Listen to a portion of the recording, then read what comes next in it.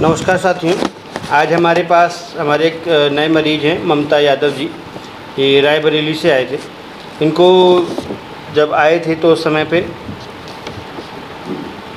पैर के हिस्सों में नीचे वाले हिस्से में दर्द हो रहा था, साथ ही साथ झंझनाहट, सुइयाँ और सुनपन जैसा लगना, ये लक्षण देखने को मिल रहे थे। इसके अलावा जो है जो दर्द था वो पेन स्कोर में 100% रिकॉर्ड कर रहा था, जबकि दर्द में कभी भी लगातार आराम नहीं मिल रहा था।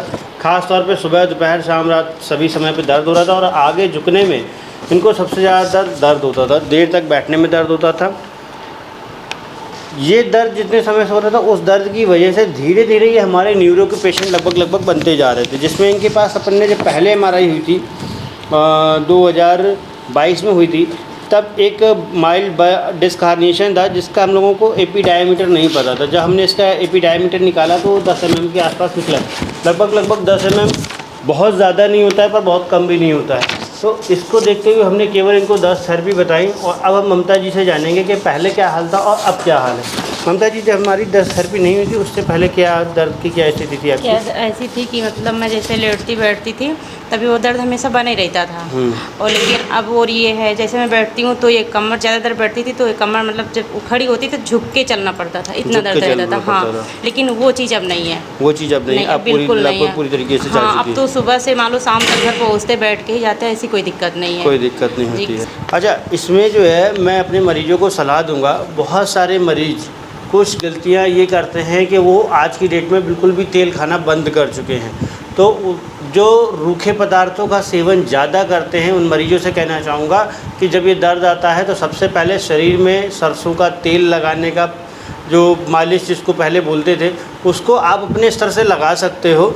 और ख़ास तौर पे रीढ़ की हड्डी पे, जांघ पे ये जब भी तेल लगा रहे हो और यदि आपको आराम मिल रहा है तो ये भी अपने आप में सबूत है कि आपको यह दर्द जो है रूखेपन की वजह से आया है। तो थोड़ा सा ऑयल कंज्यूमिंग कीजिए। ऑयल कंज्यूमिंग करने से वज़न ही नहीं बढ़ता है। अगर आप ऑयल कंज्यूम कर रहे हैं तो फिर जो है आप उसके लिए मेहनत कीजिए जिससे कि वो जो ऑयल आया है बॉडी में उसको हम लोग रिड्यूस कर सकें। तो ये भी दिक्कत ध्यान देना चाहिए। बाकी लंबर लॉर्डोसिस था जो कि 10 दिनों में लगभग रिकवर हो गया है। तो ममता जी, पहले तो हम कहेंगे आप हम लोगों को जो है कितना, मतलब कितने परसेंटेज, लगभग परसेंट की यदि बात करें तो कितना परसेंट आपको आराम मिल गया होगा? जी, मुझे बहुत मिला है। सही है। अच्छा, दूसरी चीज़, आप यहाँ पर आए, आपने जो अपनी थेरेपी कराई, महिलाओं में या दूसरे लोगों के लिए सेंटर कैसा था महिलाओं के पर्पज़ से? क्योंकि बाहर से आने वाले मरीज़ जो है कहीं ना कहीं थेरेपी को लेकर संकोचित होते हैं कि कैसे हो पाएगा, कैसे मैनेज हो पाएगा। तो कोई दिक्कत हुई आपको? नहीं, कोई दिक्कत नहीं, बहुत अच्छा हुआ है। कहीं कोई दिक्कत नहीं हुई।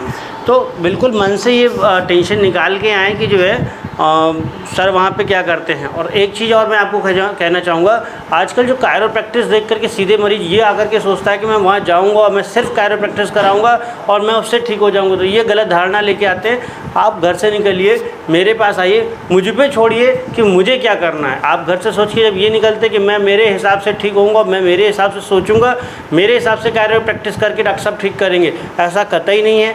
मैं खुद का डिसीजन लूँगा। मुझे लगेगा कि कायरोप्रैक्टिस की ज़रूरत है तो कायरोप्रैक्टिस करूँगा, पंचकर्मा की ज़रूरत है तो पंचकर्मा करूँगा, NSDR की ज़रूरत है तो NSDR करूँगा, दवाइयाँ देने की ज़रूरत है तो मैं दवाइयाँ दूँगा, या मल्टीपल थोड़ी थोड़ी चीज़ें मिक्सअप करना है तो वो मैं करूँगा। आप सोच के आते हैं कि सर मैं दवा नहीं खाऊंगा, मैं तो केवल कायरो कराऊंगा या मैं पंचकर्मा ही कराऊंगा, मैं ये नहीं कराऊंगा। तो वो आप छोड़ दीजिए, बीमारी आप मुझे बता रहे हैं, ये आगे का डिसीजन लेना हमारा काम है। आप खुद अगर सोच के आते हैं कि मुझे ये करना है तो सोच के आइए मत, आप खुद कर लीजिए। इसी के साथ धन्यवाद, नमस्कार।